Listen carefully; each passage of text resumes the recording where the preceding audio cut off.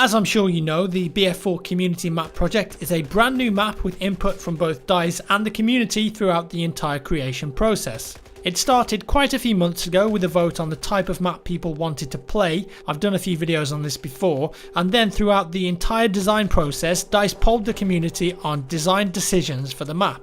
It's a great idea, and it means that most, if not all, of the shape and ideas for the map were voted by you and me and anyone else that plays Battlefield. It also means that there's a real community involvement in the map design, and we also get an insight into the various stages of map development and how long this process actually takes. If you played and remember the very first iterations of the map, it literally started with a grey shell. No cover, just a few trees on an untextured flat ground. It then had regular weekly updates until we have what you now see in front of you. It's pretty much unrecognisable from not only the beginning but even the last few iterations, and it looks fantastic. And now it's a lot closer to what the final map's going to be like when it's released, probably later on in this year. It really feels like you're in a jungle now. Vines drape down from the trees all over the map. Grass and foliage actually gives you lots of cover, and that's something that's changed a lot on this version to really make the map feel a lot more lush, and it really works. In fact, the only other jungle maps in Battlefield 4 to compare it to are the China Rising maps, and trust me when I say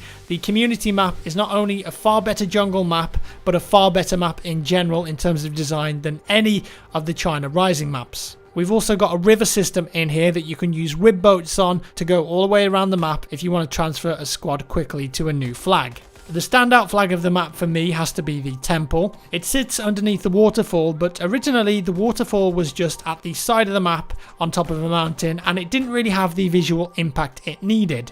So thankfully they've put a lot of time and effort into this. They've tweaked it around a little bit, and it's changed so that the temple flag actually sat underneath the waterfall, and it made a huge difference. And finally, one of the coolest visual parts of the map actually becomes a playable area of the map rather than just being out in the distance in a skybox. In this version, the temple flag has had a massive workover, and now it looks awesome. Ruined structures are scattered around it, so you've got some cover when approaching, and there's also some tunnel routes underneath the temple that you can get through to sneak inside. Overall, the design of it is brilliant, and more importantly, a lot of new assets have been made specifically for the temple, and there isn't quite anything like it on any of the other maps. It all looks like new materials. In fact, the jungle setting itself is very well done with the foliage, vines, trees, and the cover is just brilliant. It all blends together to make a gorgeous looking map that actually plays surprisingly well. The focus here is on infantry, of course. There are a couple of vehicles though, but around the other parts of the map, the log flag now looks completely different to earlier iterations, with